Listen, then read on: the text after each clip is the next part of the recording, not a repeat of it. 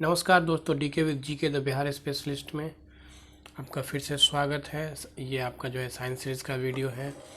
Channel पे जो है प्लेलिस्ट लगातार बढ़ते जा रहा है, तो अगर आप पहली बार चैनल पे आए हैं तो प्लेलिस्ट को विजिट करें और भी सारे वीडियोस को देखें।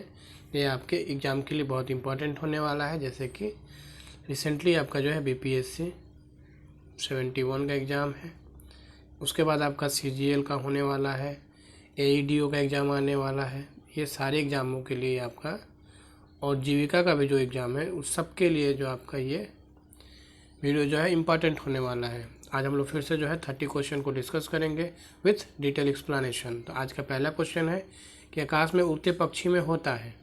तो आकाश में जो अगर कोई पक्षी उड़ रही है तो उसमें क्या होता है? तो देखिए, गतिज ऊर्जा होता है, स्थितिज ऊर्जा होता है, ना तो गतिज ऊर्जा ना ही स्थितिज ऊर्जा, या दोनों। तो इसका आंसर हो जाएगा ऑप्शन डी।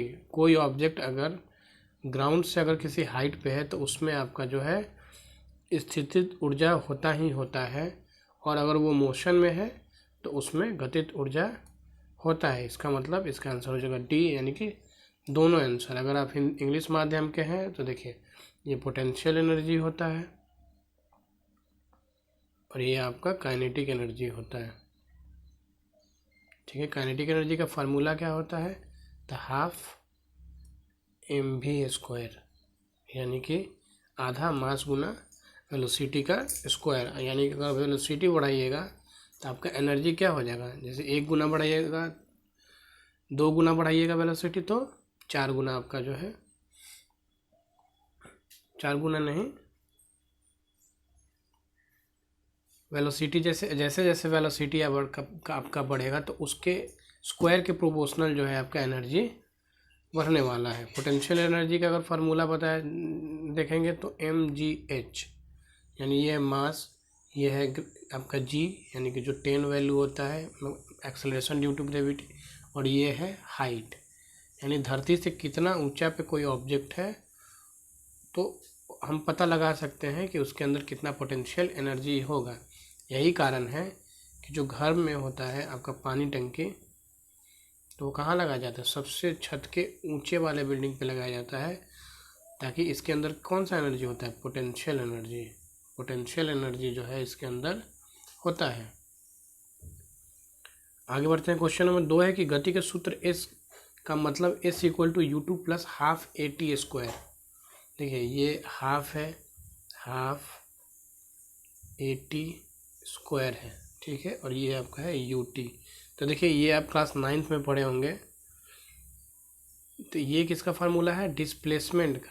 तो इससे क्या पता चलता है कि t सेकेंड में काटा हुआ अंतर, मतलब t सेकेंड में जो है कितना डिस्टेंस ट्रैवल हुआ। तो इस बात का जो है ध्यान रखेंगे। ये 3 फार्मूला आता है आपका मोशन का। एक तो होता है कि v² = u² + AT, ठीक है। एक होता है कि v² - u² = 2as। एस यहाँ जब भी बात करेंगे तो डिस्प्लेसमेंट यानी विस्थापन, ए एक्सेलरेशन के लिए, यू जो है आपका इनिशियल वेलोसिटी के लिए, और भी जो है आपका फाइनल वेलोसिटी के लिए। तो इस बात का जो है ध्यान रखेंगे। ये क्लास 9th का है, और बिहार के एग्ज़ाम में जो है न्यूमेरिकल टाइप के क्वेश्चन भी पूछ लिए जाते हैं।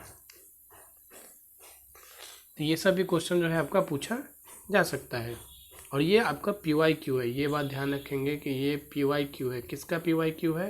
तो बिहार में जो भी एग्ज़ाम कंडक्ट होता है, बिहार में जो भी एग्ज़ाम आपका होता है, ये सबके कलेक्शन का PYQ है। इस बात का ध्यान रखेंगे। क्वेश्चन 3 है कि ध्वनि की तीव्रता निर्धारित होती है। तो ध्वनि की तीव्रता किससे निर्धारित होती है? तो इसका आंसर हो जाएगा ऑप्शन ए, आयामों से। तीव्रता क्या होता है? तो इंटेंसिटी।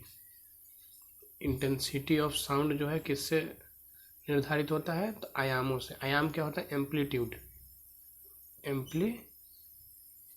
एम्पलीट्यूड, ठीक है।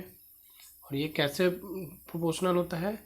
तो आपका जो होता है आई जो होता है A² के प्रोपोर्शनल होता है, यानी एम्पलीट्यूड के स्क्वायर के प्रोपोर्शनल होता है। अगर जो फ्रीक्वेंसी है, आवृत्ति, तो फ्रीक्वेंसी से क्या होता है कि जो फीमेल साउंड होता है फीमेल आपका जो साउंड होता है तारत्व, 1 मिनट दोस्त, कुकर का सीटी लग रहा है।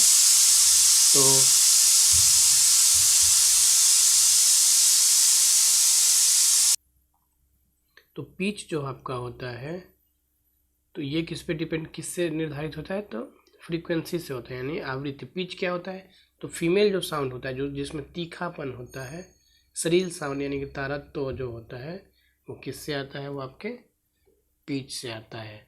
ठीक है, इस बात का जो है ध्यान रखेंगे। साउंड का फार्मूला जो होता है, जैसे कि किसी भी साउंड का स्पीड कैसे निकलता है, तो वो होता है आपका फ्रीक्वेंसी इंटू वेवलेंथ। ठीक है, फ्रीक्वेंसी इंटू वेवलेंथ, इस बात का जो है ध्यान आप रखेंगे। क्वेश्चन नंबर 4 है। क्वेश्चन नंबर 4 है कि नीचे दिए गए परिपथ के अनुसार परिपथ में धारा की संगणना कीजिए। देखिए परिपथ कैसा है, यानी कि ये सर्किट कैसा है, परिपथ का मतलब सर्किट कैसा है, तो देखिए इसमें आपका 1.5 वोल्ट का जो है आपका बैटरी लगा हुआ है, 3 इसमें आपके रेसिस्टर लगे हुए हैं। तो हमें क्या निकालना है, तो हमें निकालना है करंट, यानी कि धारा निकालना है। तो कैसे निकालेंगे, तो देखिए ये आपका सीरीज में जुड़ा हुआ है, तो तीनों को सिंपल जोड़ना है। तो तीनों को जोड़ेंगे तो 6 ओम हो जाएगा आपका वैल्यू। और करंट कैसे निकालेंगे, तो ओम का फार्मूला होता है कि ओम का फार्मूला क्या होता है कि I इक्वल टू V/R। ठीक है, तो V कितना दिया हुआ है आपका, तो 1.5, R कितना है आपका, तो 6। तो इसका आंसर कितना हो जाएगा, ये काट के 1/4 हो जाएगा, यानी कि ऑप्शन ए, यानी कि 0.5 एम्पियर करंट जो है इस सर्किट से पास करने वाला है। तो ये ओम, इलेक्ट्रिसिटी, लाइट, ये सब बिहार के एग्जाम के लिए बहुत महत्वपूर्ण होने वाला है या होता है।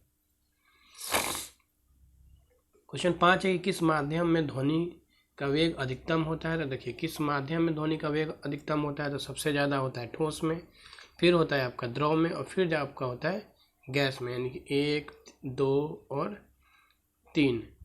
ठीक है, वही अगर लाइट का बात करेंगे तो लाइट सबसे ज़्यादा किस में होता है, लाइट का स्पीड सबसे ज़्यादा होता है आपका सबसे पहले निर्वात में होता है, फिर आपका होता है लाइट का स्पीड आपका जो होता है गैस में होता है, और उसके बाद अलग अलग माध्यम में जो होता है आपका। ठीक है, वो डिपेंड करता है आपके किस पे, रिफ्रैक्टिव इंडेक्स पे। ठीक है, इस बात का जो है ध्यान, इसका एक फार्मूला होता है स्नेल लॉ से ही निकलता है, यानी कि sin I/sin R। लाइट का स्पीड क्या होता है निर्वात में, लाइट का स्पीड होता है 3 × 10⁸ और ये क्या है, तो मीटर पर सेकेंड। लाइट के स्पीड को सबसे पहले मापा कौन था, ठीक है, तो ये कमेंट करके आप बताइए।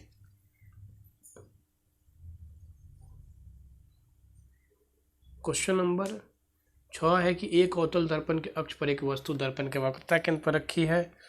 दर्पण द्वारा निर्मित प्रतिबिंब एवं उसके ध्रुव के बीच की दूरी है। देखिए ये आपका जो है कौन सा दर्पण है, तो अवतल दर्पण ऐसे होता है, यानी कनकेव। ये आपका फोकल हो गया, और ये आपका सेंटर ऑफ कर्वेचर, यानी कि दूरी, 2 गुना दूरी किसका, फोकल लेंथ का। इसको C से डिनोट करते हैं। क्लास 10th का क्वेश्चन है ये। अब किसी ऑब्जेक्ट को जब यहाँ रखेंगे सेंटर ऑफ कर्वेचर पे, तो इसका इमेज कहाँ बनता है, ये भी इसका इमेज जो है सेंटर ऑफ कर्वेचर पे बनता है। तो पूछ रहा है कि यहाँ से इसका दूरी कितना है, तो यहाँ से इसका दूरी कितना हो जाएगा, तो 2f के बराबर हो जाएगा। तो ये क्वेश्चन में पूछा जाता है कि अगर किसी ऑब्जेक्ट को सेंटर ऑफ कर्वेचर पर रखते हैं तो वो कहाँ बनता है, या फिर दूसरा क्वेश्चन बनता है कि किस जगह ऑब्जेक्ट को रखा जाए कि इमेज वहीं बने। तो ये भी आपका सेंटर ऑफ कर्वेचर होने वाला है। क्वेश्चन नंबर 7 है कि मात्रा स्थिर रखते हुए जब किसी पिंड की गति 2 गुनी कर दी जाती है तो। देखिए ये मात्रा जो है, मात्रा स्थिर रखते हुए किसी पिंड की गति, मतलब मास जो है सेम है, वेलोसिटी जो है इसका 2 गुना कर दिया जाता है। तो पूछ रहा है तो क्या होगा, उसका त्वरण 2 गुना हो जाएगा? तो नहीं, उसका संवेग 2 गुना हो जाएगा, उसका गतिज ऊर्जा 2 गुना हो जाएगा, या तो उसका संवेग जो है 2 गुना हो जाएगा। मास इंटू वेलोसिटी होता है संवेग का फार्मूला। अगर आप जैसे ही v का वैल्यू 2 गुना कर देंगे तो 2v हो जाएगा, और m तो ये क्या हो जाएगा आपका 2 गुना हो जाएगा। ठीक है, तो संवेग का फार्मूला mv, जिसको 2 गुना करे, या तो मास 2 गुना करे या वेलोसिटी 2 गुना करे, संवेग आपका क्या हो जाएगा 2 गुना हो जाएगा। क्वेश्चन नंबर 8 है कि एक गैस में संचालित होने पर त्वरण की तरंग उसी ताप पर वायु में तरंग की 2 गुनी है। यदि वायु में तरंग का वेग इतना है, 340 है, तो गैस में तरंग का वेग है। ठीक है, फिर से देखते हैं क्वेश्चन को। एक गैस में संचालित होने पे तरंग दैर्घ्य उसी ताप पर वायु में तरंग दैर्घ्य की 2 गुनी है। यदि वायु में तरंग का वेग 340 यानी 340 मीटर प्रति सेकंड है, तो गैस में तरंग का वेग क्या होगा? तो इसका आंसर हो जाएगा ऑप्शन सी, डबल हो जाएगा। क्वेश्चन नंबर 9 है कि एम्पियर किसकी इकाई है? तो एम्पियर किसकी इकाई है? तो ये जो है विद्युत धारा मापने की जो है इकाई है। अगर वो चुंबकीय क्षेत्र का बात करेंगे तो चुंबकीय क्षेत्र को किससे मापा जाता है? टेस्ला से। और ये बीपीएससी 70 और 70 का री एग्जाम जो हुआ था, दोनों में पूछा गया ये क्वेश्चन। और क्या होता है? तो इसका होता है वेबर पर मीटर स्क्वायर। ठीक है, विद्युत चार्ज को किससे मेजर करते हैं? तो कूलम्ब से। वही अगर बात करेंगे प्रतिरोध, तो ये आपका ओम हो जाएगा। क्वेश्चन 10 है कि निम्न में से कौन सी सदिश राशि है? सदिश मात्रा है। सदिश मतलब होता है जिसमें दिशा भी है, मतलब मात्रा भी है और दिशा भी है। ठीक है, तो वो कौन सा है? तो देखिए, परिवल यानी कि टॉर्क, परिवल यानी कि टॉर्क। और ये क्या होता है? तो टॉर्क होता है आपका फोर्स इनटू डिस्प्लेसमेंट। और ये टॉर्क आपको ये क्लास 10th में नहीं मिलेगा, ये क्लास 12th के चैप्टर में मिलता है टॉर्क आपको पढ़ने के लिए। और जैसे एक एग्जांपल से हम लोग समझते हैं कि देखिए टॉर्क क्या होता है। टॉर्क होता है कि जैसे ये कोई पत्थर है, अभी इसको क्या करना है कि आगे की ओर ले जाना है। तो अगर हम यहाँ से, अगर कोई व्यक्ति यहाँ से अगर पावर लगाता है, तो ये पत्थर जाने वाला नहीं है, आगे बढ़ने वाला नहीं है। तो उसके लिए क्या किया जाता है कि टॉर्क लगाया जाता है। टॉर्क कैसे लगाया जाता है? आप देखे होंगे कभी गांव में कि अब क्या करेंगे कि यहाँ एक बांस जो है या फिर एक लकड़ी जो है यूज़ किया जाता है इसके नीचे। ठीक, और यहाँ अब जो पर्सन है, अब यहाँ से वो अपना ताकत लगाएगा और ये आसानी से जो है आपका आगे बढ़ने लगता है। तो अब क्या हुआ कि यहाँ फोर्स लग रहा है और यहाँ से यहाँ जो है आपका डिस्टेंस, तो फोर्स इनटू डिस्टेंस, तो ये क्या बनते हैं आपके टॉर्क। इसका सबसे अच्छा एग्जांपल है कि दरवाजा में कैसे टॉर्क लगता है? तो देखिए, जैसे ये आपका जहाँ दरवाज़ा फंसा हुआ होता है और ये आपका दरवाज़ा है, तो आप जितना दूरी से दरवाज़ा को बंद या खोलेंगे उतना कम फोर्स आपको लगाना होगा। लेकिन यही आप दरवाज़ा को यहाँ से अगर आप खोलना शुरू करेंगे तो देखिएगा कितना पावर लगता है। तो अभी अब एग्जाम जैसे ही क्लास ख़त्म हो जाएगा तो आप जाके ये ट्राई कर सकते हैं। क्वेश्चन नंबर 11 है कि अल्मुनियम ऑक्साइड होता है। तो अल्मुनियम ऑक्साइड क्या होता है? तो ये आपका ऑप्शन बी यानी कि वैधर्मी अम्ल यानी कि एम्फोट्रिक एसिड होता है। एम्फोट्रिक एसिड होता है। ठीक है, यानी कि ये एसिड का भी काम करता है और बेस का भी काम करता है। जैसे इसके साथ जो एलिमेंट होगा उसके साथ ये वैसा काम करता है। इस बात का जो है आप ध्यान रखेंगे और ये क्लास 10th में आपको मिल जाएगा एसिड बेस चैप्टर में। 4 जारों में क्रमशः O2, CO2, H2 और N2 गैस भरी है। निम्नलिखित में से किस परीक्षण द्वारा इन चारों गैस की पहचान की जा सकती है? तो इसका सबसे उचित आंसर होगा कि ऑप्शन ए, गैस में जला हुआ कागज़ डाल के जो है ये पता किया जा सकता है कि सबसे उपयुक्त कि कौन गैस है। जैसे कि CO2 जो होगा ये आपका O2 जो होगा क्या करता है कि आग को और ज़्यादा वो बढ़ाने लगता है। CO2 क्या करेगा कि आग को बुझा देगा। O2 जो क्या होगा, पॉप साउंड जो होता है, पॉप साउंड जो होता है उससे जो है ये जलना शुरू होता है। और N2 जो है कोई रिएक्शन नहीं देने वाला है, ठीक है। तो इसी मेथड से जो है आपका ये पता चल जाएगा, ठीक है। क्वेश्चन नंबर 13, वह तत्व जिसका परमाणु क्रमांक और परमाणु भार समान होता है। तो देखिए ये एक ही एलिमेंट है और ये है आपका हाइड्रोजन। इसका परमाणु क्रमांक 1 और भार भी इसका 1 होता है। अब इसमें क्या होता है कि हाइड्रोजन जो होता है इसके आइसोटोप्स होते हैं। हाइड्रोजन जो होते हैं इसके आइसोटोप्स होते हैं। कौन कौन से? 3 होते हैं। एक प्रोटियम, दूसरा होता है ड्यूटेरियम और तीसरा होता है आपका ट्राइटियम। और ये आपका जो है रेडियो एक्टिव होता है, रेडियो एक्टिव होता है। ये बात भी जो है ध्यान रखेंगे। इसमें कोई आपका जो है न्यूट्रॉन नहीं होता है। तो ये भी पूछा जा सकता है कि कौन सा एलिमेंट है जिसके अंदर कोई न्यूट्रॉन नहीं होता है। तो वो आपका हो जाएगा हाइड्रोजन।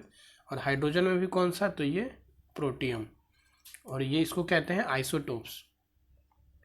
आइसोटोप्स क्या होता है? तो आइसोटोप्स होता है आपका, आइसोटोप्स क्या होता है? तो आइसोटोप्स होता है जिसका एटॉमिक नंबर सेम होता है और एटॉमिक मास जो होता है, एटॉमिक मास वो अलग अलग होता है, ठीक है।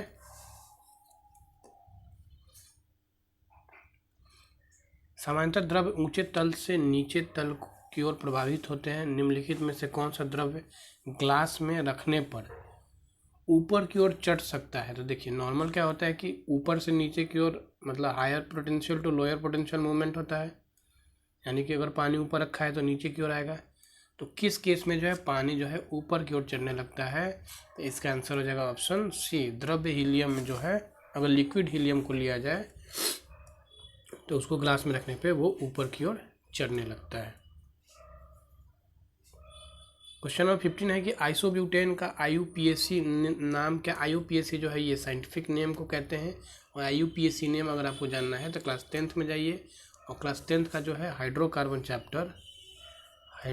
चैप्टर उसको पढ़िए थोड़ा सा, तो आपको ये चीज़ मिल जाएगा। तो इसका आंसर हो जाएगा ऑप्शन सी, यानी कि 2 मिथाइल प्रोपेन।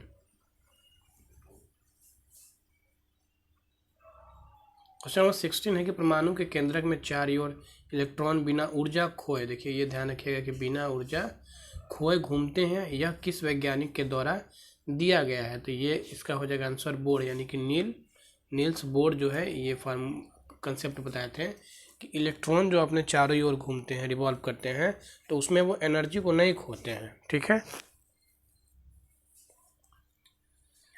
जे थॉमसन से रिलेटेड क्या कंसेप्ट था कि इन्होंने प्लम पडिंग का मतलब होता है कि इन्होंने जो कंसेप्ट दिया था उन्होंने बताया कि एटम जो है तरबूज की तरह होता है और इलेक्ट्रॉन जो है उसके सीड की तरह होते हैं। ये बात जो है आप ध्यान रखेंगे। जेम्स चैडविक जो है इन्होंने क्या किया था? तो जेम्स चैडविक जो है इन्होंने न्यूट्रॉन का खोज किया था। वही रोएंटजन जो है इन्होंने क्या किया था? तो एक्सरे का जो है खोज किया था। क्वेश्चन नंबर 17 है कि वो गैस जिसके कारण भोपाल गैस दुर्घटना हुई। तो ये जो कि बहुत रिपीटेड और मोस्ट इम्पॉर्टेंट क्वेश्चन है। तो मिथाइल आइसोसाइनेट हो जाएगा। और ये कब हुआ था? तो 1984। तो देखिए ये साइंस और एक तरह से समझिए कि जी के दोनों का क्वेश्चन बनता है आपका, तो ध्यान रखेंगे ये डेट भी और आपका ये केमिकल का नाम भी। क्वेश्चन नंबर 18 कि शुद्ध पानी का पीएच है, तो शुद्ध पानी का पीएच क्या होता है 7। और ये कहाँ से कहाँ तक जाता है पीएच वैल्यू, तो आपका जो है 0 से लेके 14 तक जाता है। 7 तक जो है आपका, अब 7 तक जो है आपका एसिडिक होता है, और 7 के बाद जो है आपका बेसिक होता है।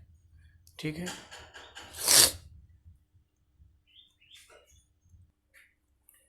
तो 7 जो हो 0 से लेकर 7 तक जो है आपका एसिडिक होता है, और 7 से लेके 14 तक जो है आपका बेसिक होता है। एक बात ध्यान रखिएगा कि 7 से जब नीचे आएंगे तो ज़्यादा एसिडिक होगा, मतलब कि अगर 0 पे आएंगे तो बहुत ज़्यादा एसिड होता है, मतलब बहुत स्ट्रॉन्ग एसिड होता है। और वहीं जब इधर की ओर बढ़ेंगे 7 से ऊपर 7, 8, 9, 10 तो ज़्यादा बेसिक की ओर बढ़ते हैं, मतलब इधर जाते हैं तो बेसिसिटी ज़्यादा बढ़ जाता है, और इधर जाते हैं तो एसिडिक जो नेचर होता है वो ज़्यादा बढ़ जाता है। ठीक है, तो जो जितना स्ट्रांग होगा एसिड उसका उतना कम वैल्यू होगा, और जो जितना स्ट्रांग होगा बेस उसका ज़्यादा वैल्यू होगा। क्वेश्चन नंबर 19 है कि जब पीले फास्फोरस को NaOH के गर्म और घने घोल के साथ क्रिया करवाई जाती है तो कौन सी जहरीली गैस निकलती है, तो इसका आंसर हो जाएगा ऑप्शन सी, यानी कि पीएच। इसका आंसर हो जाएगा आपका pH3। pH3 क्या होता है, फॉस्फाइन। फॉस्फाइन जो है आपका गैस होता है, और ये आपका क्या होता है, बहुत जहरीला गैस होता है। ठीक है, क्वेश्चन नंबर 20 है कि समूह 18 के तत्वों को कहा जाता है, तो देखिए समूह 18 हर ग्रुप का कुछ ना कुछ नाम है, तो समूह 18 के तत्वों को क्या कहते हैं, तो ये कहते हैं आपका अक्रिय गैस। अक्रिय गैस कौन कौन से होते हैं, तो आपका होता है हीलियम, इसके बाद होता है आपका नियोन, फिर होता है आपका आर्गन, फिर होता है आर्गन के बाद क्रिप्टन, फिर होता है आपका जेनन, और फिर होता है रेडन। और रेडन जो होता है आपका ये रेडियो एक्टिव एलिमेंट होता है। ठीक है, इस बात का जो है ध्यान रखेंगे। हैलोजन जो है, हैलोजन क्या होता है, तो हैलोजन जो है आपका ग्रुप 17 होता है। क्वेश्चन नंबर 21 है कि पीलिया रोग में रुधिर में निम्न में से किसकी मात्रा बढ़ जाती है, तो इसका आंसर हो जाएगा ऑप्शन ए, बिलिरुबिन का जो है मात्रा बढ़ जाता है। और पीलिया रोग में कौन सा अंग प्रभावित होता है, तो ये आपका लीवर प्रभावित होता है, तो इस बात का भी जो है ध्यान रखेंगे। कौन सबसे बड़ी ग्रंथि है, तो सबसे बड़ी ग्रंथि कौन सी है, तो इसका आंसर हो जाएगा ऑप्शन बी। सबसे बड़ी ग्रंथि जो है आपका यकृत यानी कि लीवर है। अगर सबसे बड़ा अंग पूछा जाए तो वो आपका स्किन हो जाता है। ठीक है,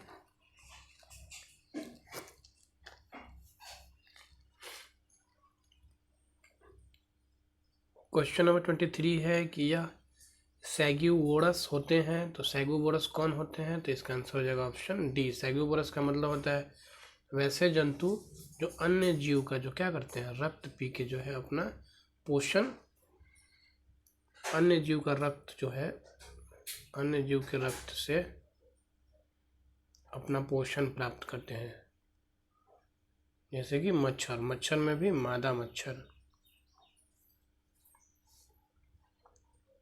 क्वेश्चन नंबर 24 है कि कौन मास्टर ग्रंथि कहलाती है, तो देखिए ये भी मोस्ट रिपीटेड कॉमन क्वेश्चन है, तो इसका आंसर हो जाएगा ऑप्शन बी, यानी कि पीयूष ग्रंथि जो है, यानी कि इंग्लिश में पिट्यूटरी ग्लैंड जो है, इसको मास्टर ग्रंथि कहा जाता है, यानी कि मास्टर ग्लैंड भी कहा जाता है। थायराइड से अगर इसके कमी हो जाए तो क्या होता है, तो ये होता है आपका गोइटर यानी कि घेंगा हो जाता है। ठीक है, एड्रिनल जो है आपकी किडनी पे होता है, और इस किडनी पे होता है। ठीक है, और इस ग्लैंड को कहा जाता है कि फाइट एंड फ्लाइट, यानी कि लड़ो या फिर भागो, इमरजेंसी ग्लैंड भी इसको कहते हैं। ठीक है, अग्नाशय क्या होता है, तो पैनक्रियाज होता है। इसके बारे में जो है आप कमेंट करके बता सकते हैं। क्वेश्चन नंबर 25 है कि यह विटामिन टोकोफेरोल है, तो कौन विटामिन को टोकोफेरोल कहते हैं, तो देखिए विटामिन का जो केमिकल नेम है वो भी आपको याद रखना होगा, क्योंकि केमिकल नेम भी जो है पूछ लिया जाता है। और विटामिन से आपका 1 या 2 क्वेश्चन जो है हर एग्जाम में पूछा आपका जाता है। तो टोकोफेरॉल कौन होता है? टोकोफेरॉल तो ये होता है। और कैल्सीफेरॉल कौन होता है? तो कैल्सीफेरॉल जो है आपका विटामिन डी होता है। और बी क्या होता है? तो थायमिन होता है। बी का वैसे बहुत सारा पार्ट होता है। और ए क्या होता है? तो रेटिनल होता है। ठीक है, तो विटामिन बी के बहुत सारे विटामिन होते हैं। विटामिन B1, 2 ऐसे करके 12 तक होता है। B12 जो होता है, विटामिन B12, क्वेश्चन पूछा जाता है कि कोबाल्ट जो है किस में मिलता है? तो B12 में जो है कोबाल्ट आपका मिलता है। तो इस बात का जो है ध्यान रखेंगे। क्वेश्चन नंबर 26 है कि यह अपनी सामाजिक व्यवस्था के लिए प्रसिद्ध है। तो सामाजिक व्यवस्था के लिए कौन प्रसिद्ध है? तो इसका आंसर हो जाएगा सी, मधुमक्खी। मधुमक्खी जो है अपने सामाजिक व्यवस्था के लिए प्रसिद्ध है। क्वेश्चन नंबर 27 है कि नायलॉन इसके एकलकों के मध्य इस प्रकार का बंध है। यानी कि जो एकलको ये थोड़ा सा हिंदी, तो इसको इंग्लिश में कहते हैं मोनोमर्स। मोनोमर्स का मतलब होता है कि ये जिस चीज़ से बना होता है, मोनोमर्स को जोड़ के ही जो है आपका बहुत सारा जब मोनोमर्स हो जाता है तो उसको कहते हैं पॉलीमर्स। मोनो का मतलब होता है एक, और पॉली का मतलब होता है बहुत, जो बहुत सारा मिल जाता है तो उसको पॉलीमर्स कहते हैं। ठीक है, तो इसका आंसर क्या हो जाएगा? तो इसका आंसर हो जाएगा ऑप्शन सी, एमाइड जो है उसके माध्यम से जो है ये आप जुड़े होते हैं।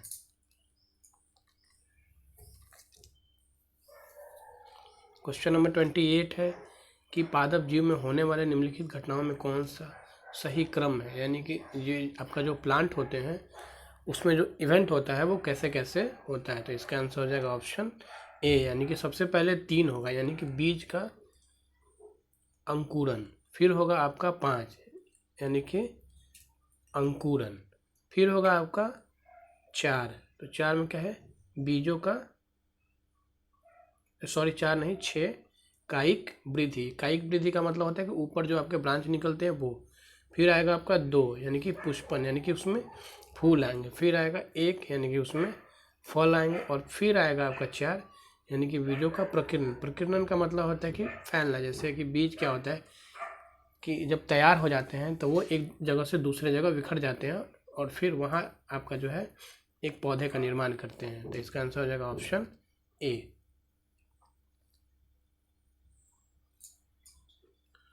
क्वेश्चन नंबर 29 है कि क्लोरोफिल में कौन सा तत्व पाया जाता है? तो क्लोरोफिल में जो है आपका ऑप्शन सी, मैग्नीशियम जो है पाया जाता है। क्वेश्चन नंबर 30 है कि वायु प्रदूषण का सूचक कौन सा है? तो वायु प्रदूषण का सूचक जो है आपके लाइकेन है।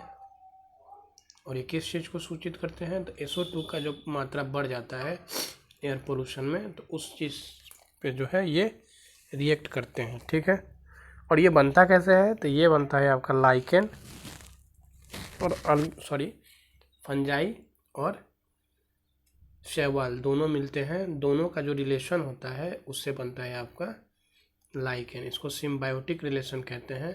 सिम्बायोटिक रिलेशन का मतलब होता है कि जिसमें दोनों को बेनिफिट होता है, यानी कि शैवाल को भी और फंजाई दोनों को भी जो बेनिफिट होता है ऐसे रिलेशन में। तो सेशन कैसा लग रहा है कमेंट करके बताते रहिए। दोस्तों के साथ भी जो है शेयर करिए, और पहली बार चैनल पे आए हैं तो चैनल को सब्सक्राइब करिए।